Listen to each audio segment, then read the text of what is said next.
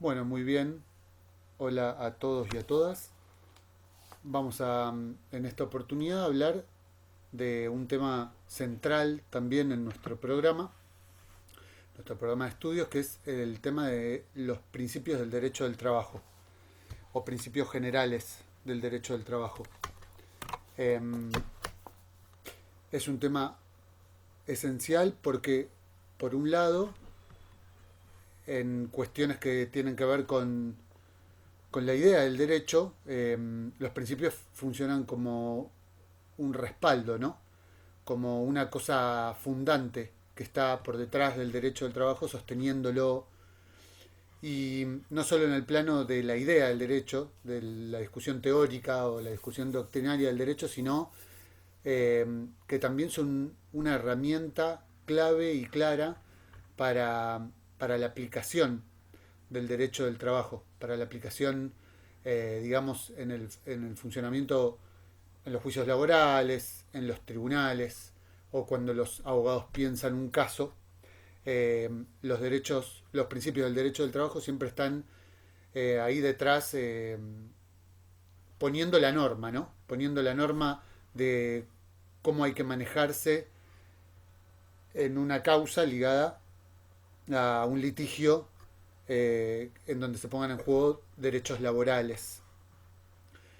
Muy bien, primero vamos a hablar del concepto, ¿no? Eh, de qué significan los principios del derecho del trabajo.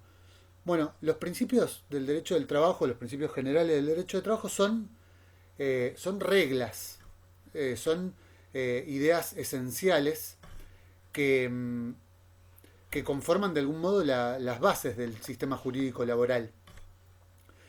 Eh, y la finalidad última de ellos siempre es proteger la dignidad del trabajador, ¿no?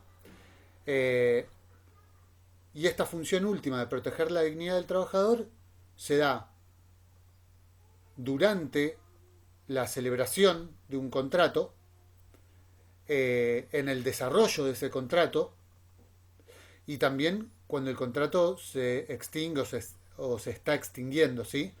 Cuando un trabajador recibe un telegrama de despido o presenta un telegrama de renuncia, entonces el contrato de trabajo está, digamos, a punto de concluirse, de cerrarse, y ahí también hay que mirar el proceso de extinción de un contrato de trabajo desde los principios generales, ¿sí? Entonces vendrían a ser unas reglas y unas ideas esenciales que ayudan a la comprensión del derecho del trabajo, pero también a su implementación, a su aplicación cotidiana en el mundo del trabajo, ¿sí? Y sobre todo en el mundo del derecho del trabajo, es decir, cuando existe un litigio, cuando existe una causa que tenga que ver eh, una disputa judicial laboral, y también cuando los jueces toman decisiones, cuando fallan y, y el fallo concluye un proceso jurídico laboral, ¿sí? Entonces, listo. Atravesado, digamos, el concepto del derecho del trabajo, vamos a pensar, eh, o más bien a informar, digamos, cuáles serían los principios más importantes del derecho del trabajo. Los principios que vamos a ver en esta clase, bueno, de acuerdo a cómo sea la duración, ¿no?, de este audio, pero en principio mi idea es poder profundizar en dos grandes principios del derecho del trabajo, que es el principio de irrenunciabilidad y el principio protectorio, ¿sí? El principio de renunciabilidad y el principio protectorio son dos principios esenciales entre los principios del derecho del trabajo, pero hay más, ¿sí? Además de el principio de renunciabilidad, que está sentado en los artículos 7, 12, 13 de la Ley de Contrato de Trabajo, y del principio protectorio, que está sentado en el artículo 9 de la Ley de Contrato de Trabajo, están como principios importantes del derecho del trabajo el principio de continuidad, en el artículo 10 de la Ley de Contrato de Trabajo, el principio de gratuidad en el artículo 20 de la Ley de Contrato de Trabajo, y después hay principios que son generales del derecho del trabajo, es decir, que se aplican en todas las ramas del derecho, pero que también son subsidiarios o complementarios en el derecho del trabajo. ¿Se acuerdan? Como las fuentes, que había fuentes clásicas o generales y fuentes propias. Bueno, acá es algo parecido. Hay algunos principios que son propios del derecho del trabajo y otros que son generales. Los que mencioné hasta ahora, irrenunciabilidad, el principio de protectorio, el principio de continuidad, el principio de gratuidad, son más bien específicos del derecho del trabajo. Pero después también están los principios de buena fe, que está sentado en el artículo 63 de la Ley de Contrato de Trabajo, los principios de justicia social y equidad en el artículo 11 de la Ley de Contrato de Trabajo, el principio de no discriminación e igualdad de trato en el artículo 17 de la Ley de Contrato de Trabajo. Estos que estoy mencionando sobre el final son principios que también existen en otras ramas del derecho, pero que subsidiariamente y complementariamente también asisten o se aplican complementariamente al derecho del trabajo. ¿Sí? Eh, Muy bien. Vamos a hablar ahora, vamos a arrancar con el principio de irrenunciabilidad.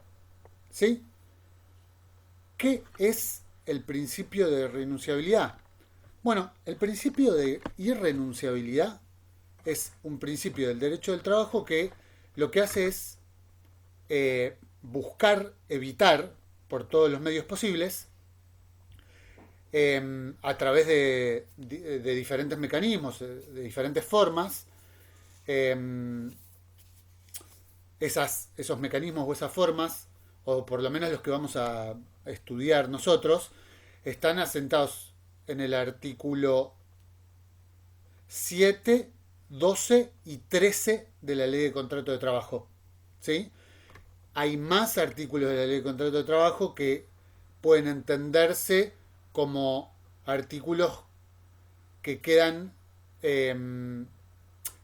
comprendidos bajo el principio de renunciabilidad, es decir, que lo que dicen esos artículos son normas que aplican el principio de renunciabilidad, pero nosotros, por una cuestión de ajuste de programa y además porque tiene que ver con pensar el programa para para la carrera que ustedes estudian, solo vamos a enfocarnos en el artículo 7, 12 y 13.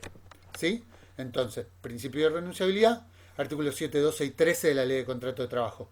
Como decía, este principio busca evitar, a través de diferentes mecanismos, que un trabajador renuncie a derechos o a beneficios que durante la celebración del contrato o durante el desarrollo del contrato adquirió.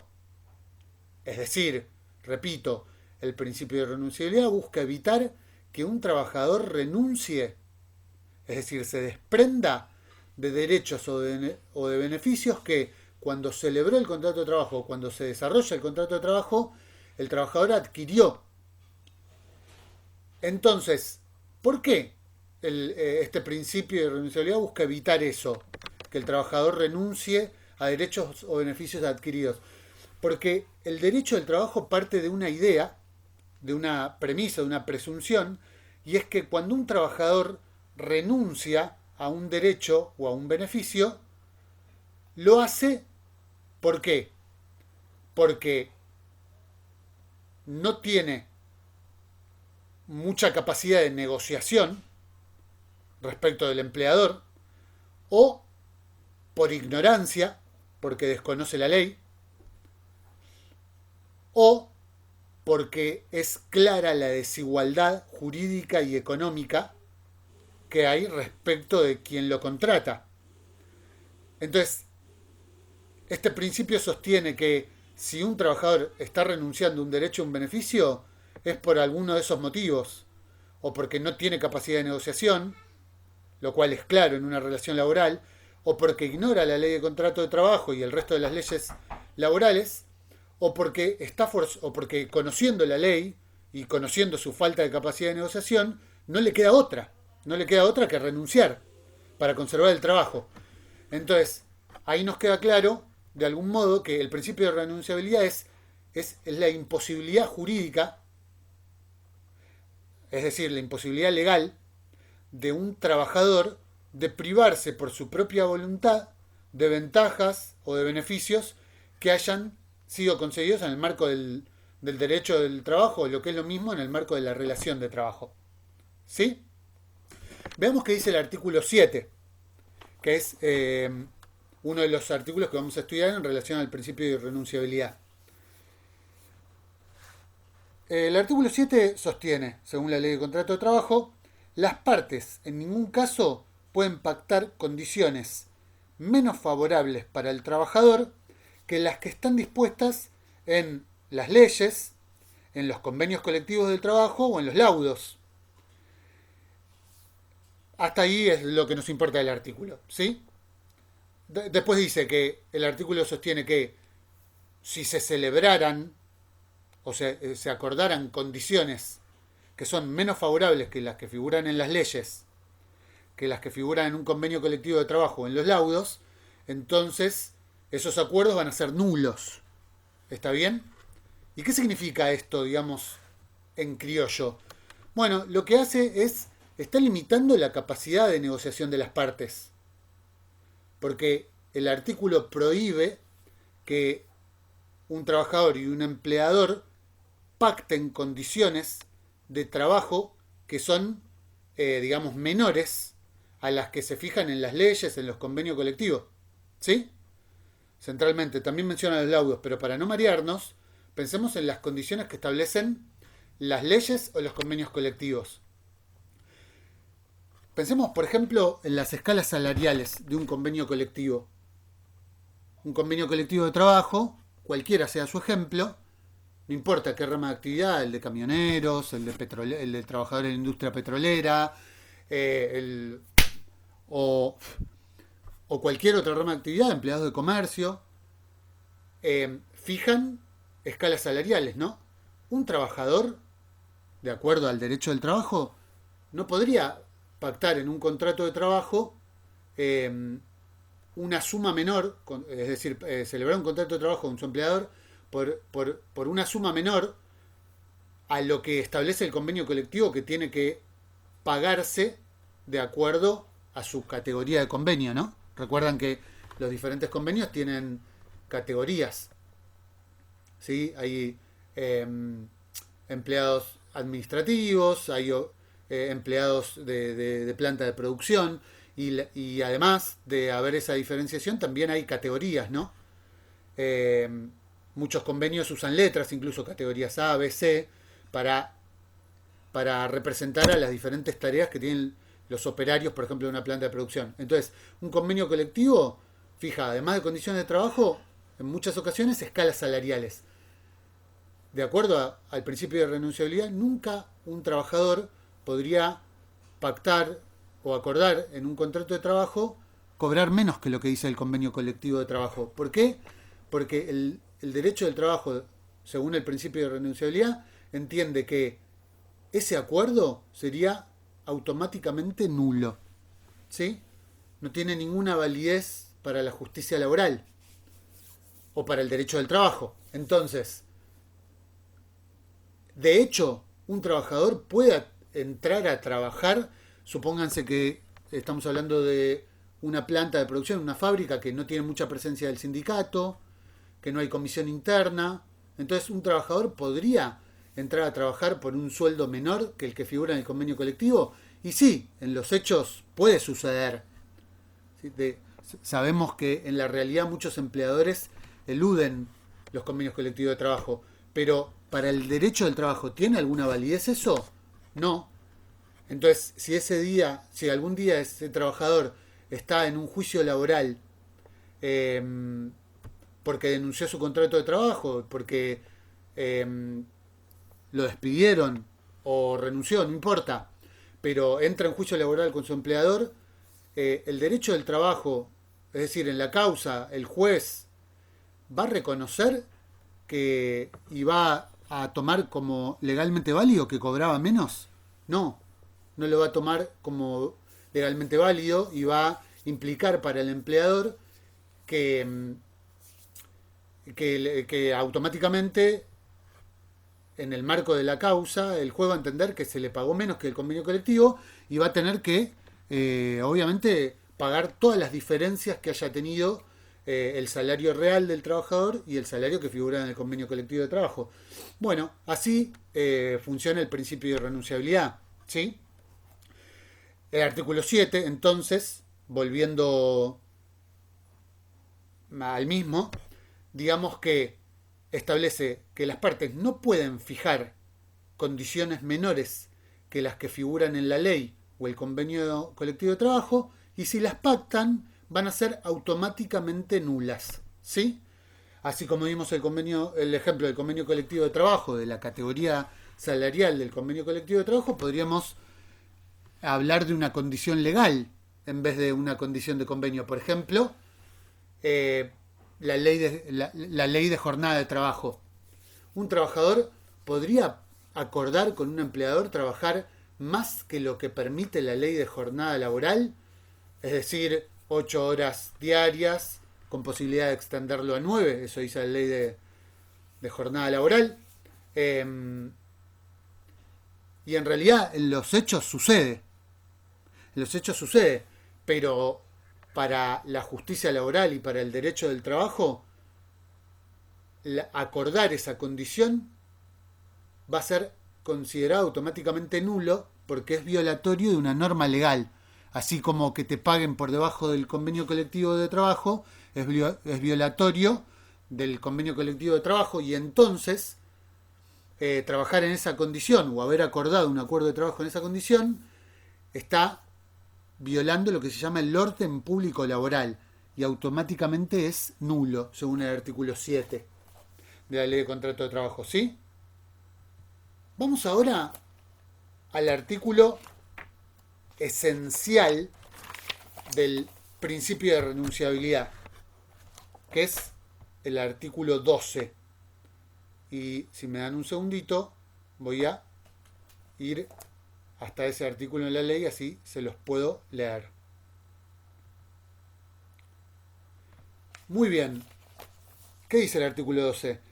Dice, será nula y sin valor toda convención de partes que suprima o reduzca los derechos previstos en esta ley, los estatutos profesionales, las convenciones colectivas o los contratos individuales de trabajo, ya sea al tiempo de su celebración o de su ejecución o del ejercicio de derechos proveniente de su extinción. Bueno, no hay gran diferencia conceptual respecto del artículo 7. El artículo 12 también está sosteniendo que va a considerarse nula y no va a tener ningún valor jurídico todo acuerdo entre un trabajador y un empleador que haga que el trabajador esté renunciando a un derecho o que a través de ese acuerdo se disminuya o se reduzca un derecho a un beneficio. ¿Sí? Está estableciendo la nulidad, igual que lo hacía el artículo 7. Lo importante de este artículo es lo que podemos reflexionar a partir de él en los siguientes términos. Este artículo, por cómo estaba escrito antes del 2009, bueno, generaba cierta discusión jurídica. ¿Y qué discusión jurídica generaba? Bueno, antes del 2009, cuando este artículo fue modificado, hay una ley que se hizo en el 2009, en tiempos del kirchnerismo, digamos, del gobierno de Cristina Fernández de Kirchner, se sancionó una ley, que es la ley 26.574, que modificó este artículo, ¿sí? Y entonces hay un antes y un después sobre este artículo tan importante de la ley de contrato de trabajo y específicamente del principio de renunciabilidad.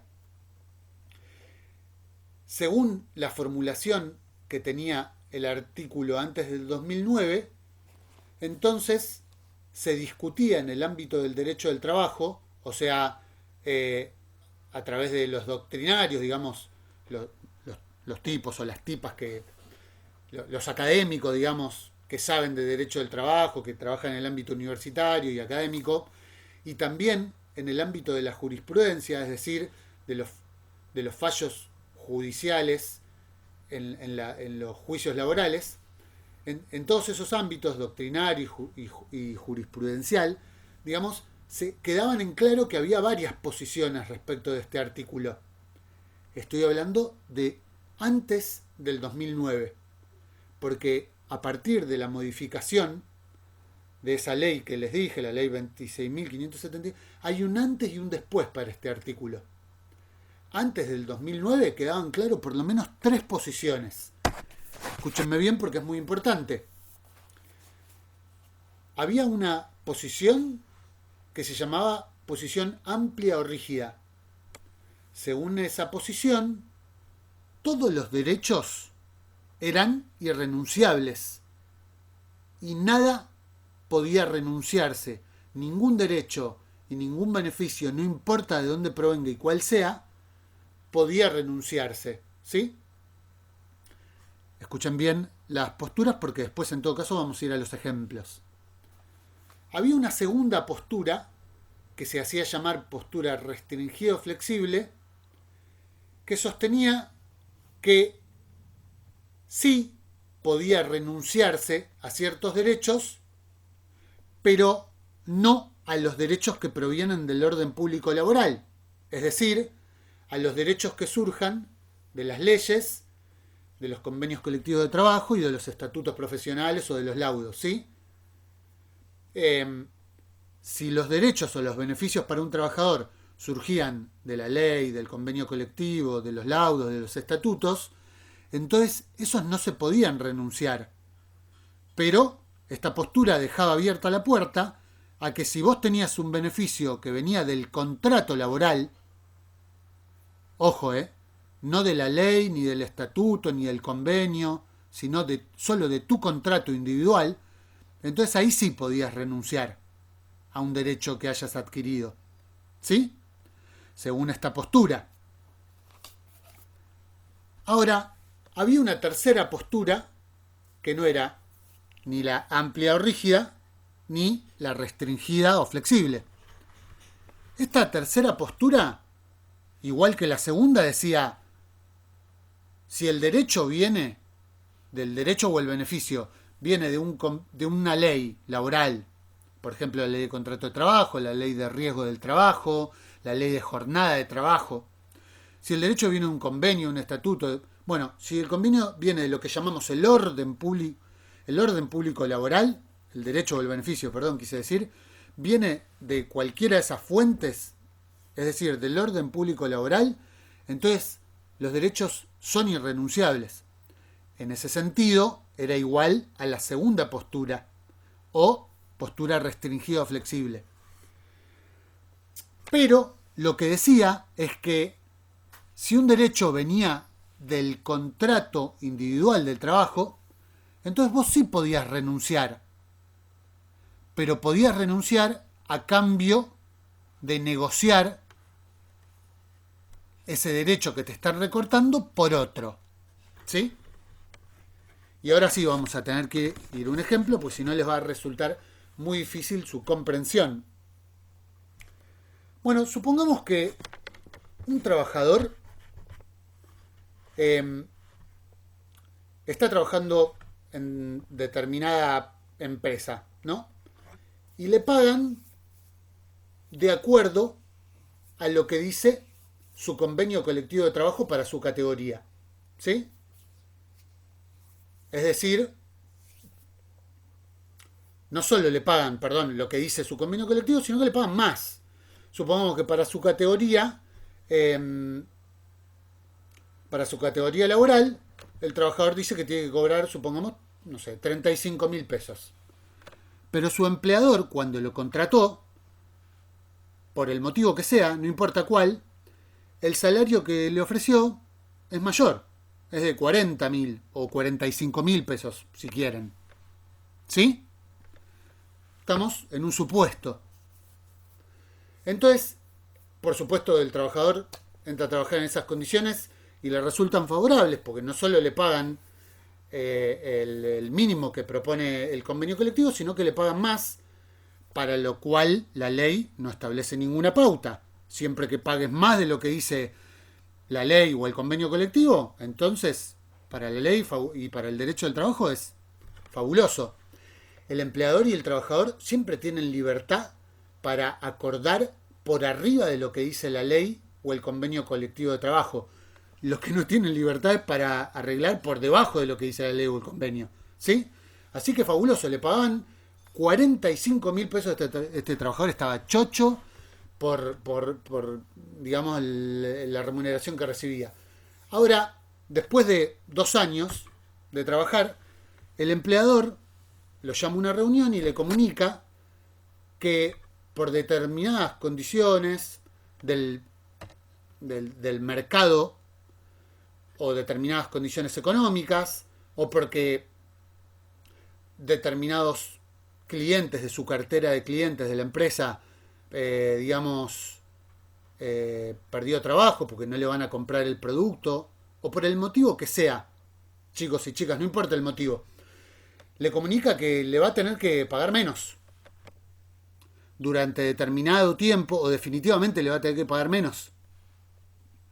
Entonces le dice que le va a reducir su sueldo a lo que dice el convenio colectivo de trabajo que tiene que cobrar. ¿Recuerdan? Dijimos que era 35.000 pesos. ¿Esto es legal o no es legal? Porque si uno lo mira transversalmente, el empleador le está pagando lo que dice el convenio colectivo de trabajo. Sí, le está pagando lo que dice el convenio colectivo de trabajo. Solo que antes le estaba pagando más.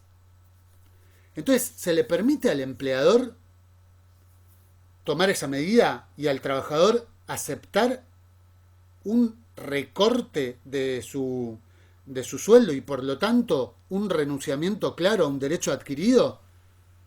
Bueno, la respuesta es, a partir del 2009 y según el enunciado actual del artículo 12, es completamente ilegal.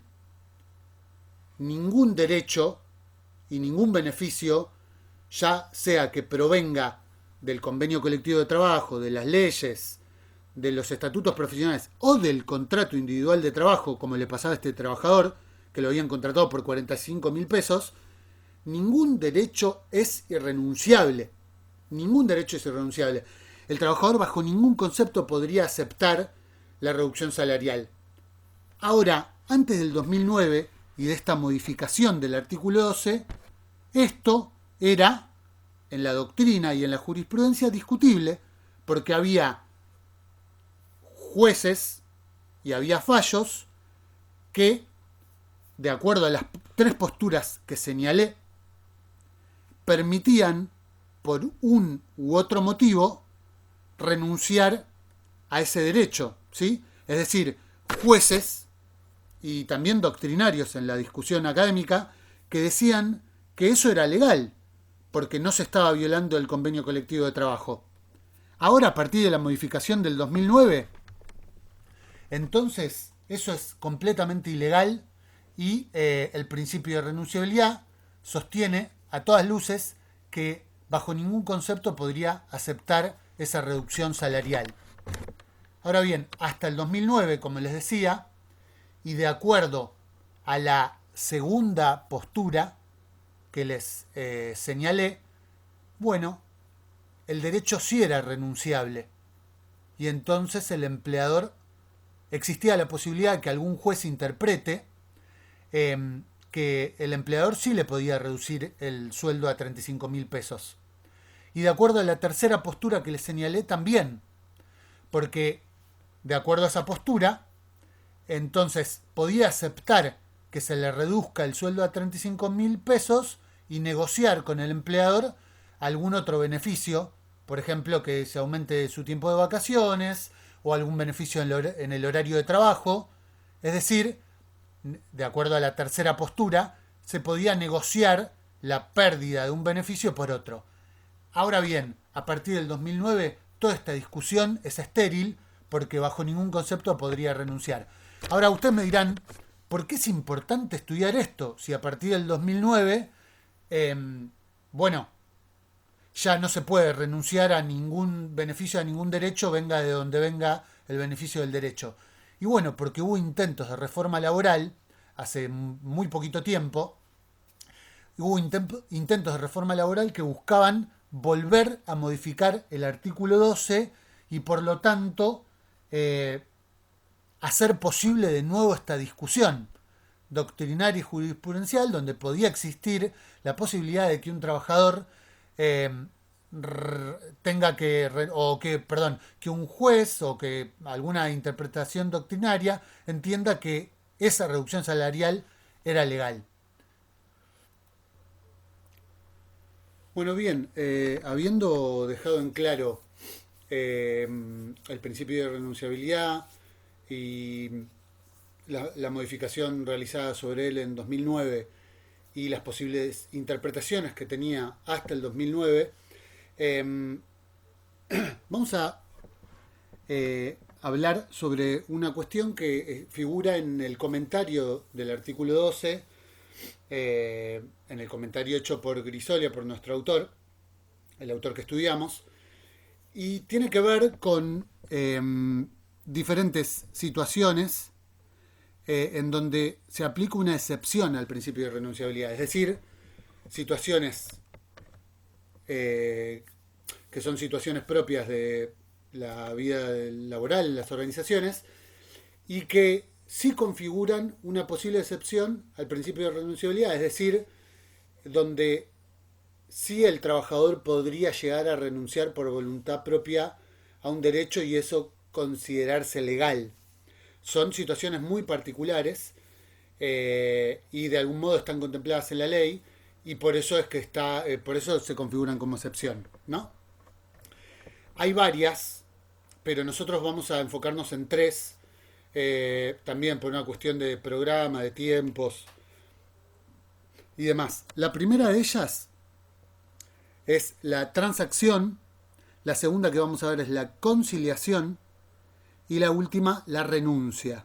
¿Sí? Entonces, transacción, conciliación y renuncia. Empecemos por la primera.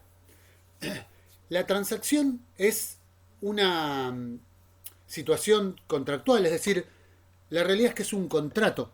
¿Sí? La transacción es un contrato que vos firmás con otra parte, o sea que acuerdan dos partes y que en realidad la transacción nombrada así no es exclusiva del derecho laboral, ya existen otras ramas del derecho, por ejemplo en el derecho civil, ¿sí? Las partes, para evitar una pelea judicial, un litigio, o ponerle fin a un litigio también, para evitarlo o para cerrarlo, hacen de algún modo concesiones recíprocas, es decir, que ceden derechos y cediendo derechos resuelven situaciones que serían dudosas y que probablemente llevarían a alguna de las partes a continuar la causa o a iniciarla, ¿no? A continuar la causa judicial o a iniciarla. Enfoquémonos en lo que es el derecho laboral, porque para que ustedes tengan una ejemplificación del mundo del trabajo, que es básicamente lo que nos interesa. En el artículo 241 de la Ley de Contrato de Trabajo está fijada lo que sería la transacción para el mundo del derecho laboral, que es lo que normalmente conocemos como retiro voluntario, ¿sí? O también se llama en un lenguaje más técnico cesión o cierre del contrato de trabajo, extinción, perdón, mejor dicho, extinción del contrato de trabajo por voluntad concurrente de las partes. Es decir, en criollo es el retiro voluntario, el famoso retiro voluntario. Es cuando a alguien, dicho brutalmente, le ofrecen cierta suma de dinero para extinguir la relación laboral, para concluir la relación laboral y que después esa persona no vaya a la justicia a iniciar una causa. ¿Sí? El retiro voluntario o la extinción del contrato por voluntad concurrente de las partes está reglado en el artículo 241 y tiene condiciones especiales. Es decir, permite a un trabajador y a un empleador sentarse en una mesa, acordar ciertas cuestiones, por ejemplo, normalmente una suma de dinero, y evitar de ese modo que el trabajador inicie un litigio, una causa judicial a ese empleador en virtud de la extinción del contrato de trabajo. Ahora bien, ¿qué requisitos tiene que tener el retiro voluntario para que sea legal? Bueno, primero, el retiro voluntario no puede violar el orden público laboral, es decir, lo que vos acuerdes en el retiro voluntario no puede violar ningún término de la ley ni el convenio colectivo de trabajo, ¿sí? Por ejemplo, si vos estás cerrando tu vida laboral en esa empresa, en esa organización, bueno, nunca el acuerdo de dinero puede ser menor al que a vos te pagarían por despedirte, sin causa, ¿no? Porque eso violaría la ley de contrato de trabajo. O en ese sentido, otros derechos no pueden ser vulnerados, reducidos o violados, ¿sí? Tiene que cumplirse el orden público laboral, es decir, el acuerdo de retiro voluntario no puede violar las normas legales o los convenios colectivos de trabajo. Además, tiene que hacerse, perdón, tiene que hacerse o frente a un escribano público que le dé validez jurídica o ante la autoridad administrativa o judicial del trabajo, es decir, el Ministerio de Trabajo, ¿sí? Es importante entender que si se hace con un escribano público, después el trabajador, no obstante, puede recurrir a la justicia, porque el escribano público no es una figura suficiente como para que ese acuerdo esté como homologado de algún modo por el Estado, ¿se entiende? Ahora, cuando el retiro voluntario se hace en el Ministerio de Trabajo o en la justicia laboral, entonces sí, ya el trabajador después no puede recurrir a la justicia.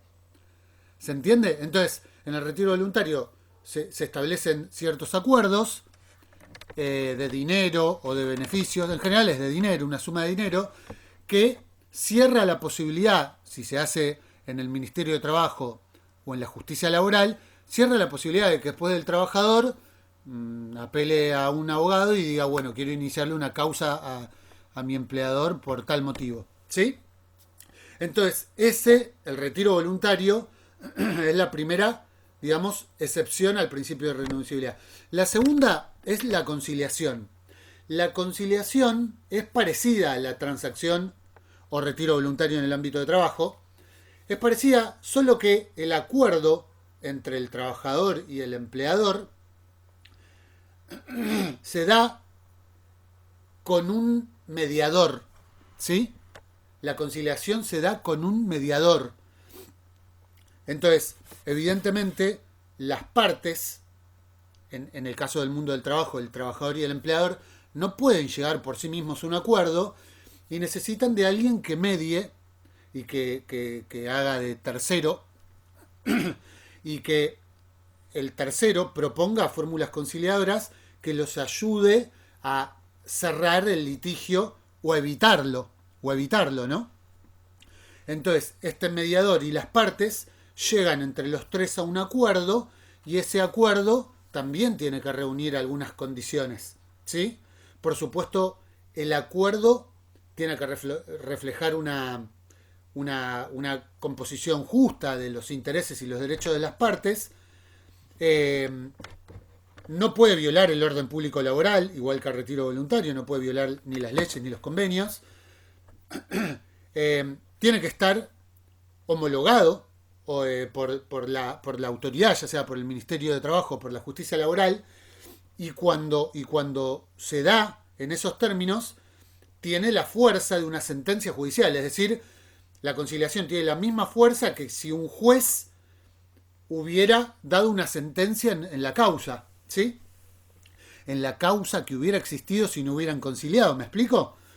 Tienen que saber que la conciliación en la ciudad de Buenos Aires, en la ciudad autónoma de Buenos Aires, es decir, que es válido, cuando hablamos de esa jurisdicción, hablamos de cualquier empresa que tenga su domicilio legal en la ciudad de Buenos Aires, entonces digamos, los procesos judiciales se desatan en esa jurisdicción. Y en esa jurisdicción, en la ciudad autónoma de Buenos Aires, la conciliación es obligatoria. Es obligatoria, es decir, un trabajador no puede ir a juicio con su empleador, o viceversa, sin atravesar la instancia conciliatoria que es obligatoria. En cambio, en la provincia de Buenos Aires no hay obligación en la conciliación. Hay proyectos de ley al respecto, pero no hay conciliación obligatoria. En la ciudad de Buenos Aires sí. De hecho, hay un servicio que se llama SECLO, Servicio de Conciliación Laboral Obligatoria, que está regulado por una ley y que establece todos los términos por los cuales las partes tienen que sentarse obligatoriamente antes de ir a la justicia en esta instancia de conciliación.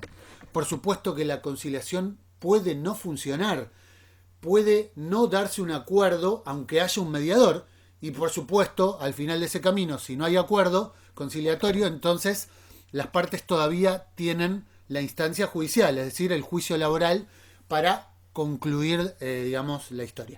¿Sí? Muy bien, la última de las excepciones al principio de renunciabilidad, vamos a ver cuánto tiempo voy de audio, 41 minutos. La última excepción al principio de renunciabilidad es la renuncia. Y la renuncia es más sencillito. ¿Por qué? Porque la renuncia es claramente la posibilidad de un trabajador a, digamos, a renunciar a los derechos y los beneficios que se derivan del contrato laboral por su propia voluntad. La renuncia tiene una forma para ser legal.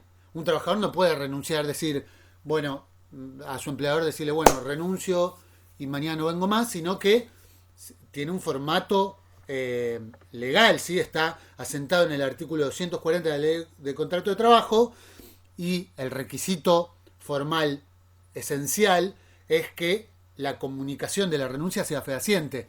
Es decir, uno no puede comunicar simplemente la renuncia, sino que la renuncia tiene que estar mediada por un telegrama laboral o una carta documento. Ese telegrama se hace en el correo, o carta documento se hace en el correo argentino. En el caso del telegrama es gratuito y bueno, es digamos, el requisito formal principal para que el trabajador pueda renunciar formalmente a su empleo. Si no media una comunicación fehaciente, telegrama o telegrama o carta documento, perdón, entonces no existe, jurídicamente, en términos jurídicos la renuncia no existe y se entiende que el contrato continúa, ¿sí? Eso es por otro principio del derecho del trabajo, no los quiero marear. Otro principio del derecho del trabajo, que es, lo mencioné al principio, es el principio de continuidad, ¿sí? Así que ese principio dice que hasta que no esté formalmente y fehacientemente comunicada la renuncia o el despido, entonces se entiende que la relación laboral sigue. Por eso uno no puede decirle a su empleador renuncio y ya. Tampoco su empleador le puede decir estás despedido si no le mandó un telegrama o le mandó una carta de documento. No tiene ninguna validez jurídica ese despido. A vos no te pueden decir a partir de mañana estás despedido y no mandarte un telegrama o una carta de documento, porque lo pueden hacer, por supuesto, pero no tiene ninguna validez jurídica, ¿sí? El contrato laboral en términos legales continúa y a vos se te siguen devengando los salarios. Entonces, si el día de mañana vas a un juicio y decís que te despidieron el día 15, pero el telegrama te llegó el día 20, entonces vos tenés que cobrar esos 5 días de diferencia. Porque el despido opera a partir de que se comunica fehacientemente con un telegrama o con una carta de documento, lo mismo que la renuncia. ¿Está bien? Si uno renuncia de palabra y no envía una comunicación fehaciente, entonces puede salir perdiendo. ¿Por qué? Porque como existe el principio de continuidad, si vos renunciaste de palabra, para la ley y en términos jurídicos esa relación de trabajo continúa. El empleador se puede agarrar de eso y entonces decir que el trabajador, abandonó el trabajo, ¿no? Recurrir a la figura del abandono del trabajo, también regulado por la ley de contrato de trabajo, y entonces despedirlo con justa causa. ¿Está bien? Por eso hay que tener mucho cuidado. Muy bien. Dicho esto, dejamos en claro estas tres excepciones al principio de renunciabilidad. Y para terminar la idea del principio de renunciabilidad, vamos a leer el artículo 13, que es breve y sencillo. El artículo 13 sostiene: las cláusulas del contrato de trabajo que modifiquen en perjuicio del trabajador normas imperativas consagradas por leyes o convenios colectivos de trabajo serán nulas.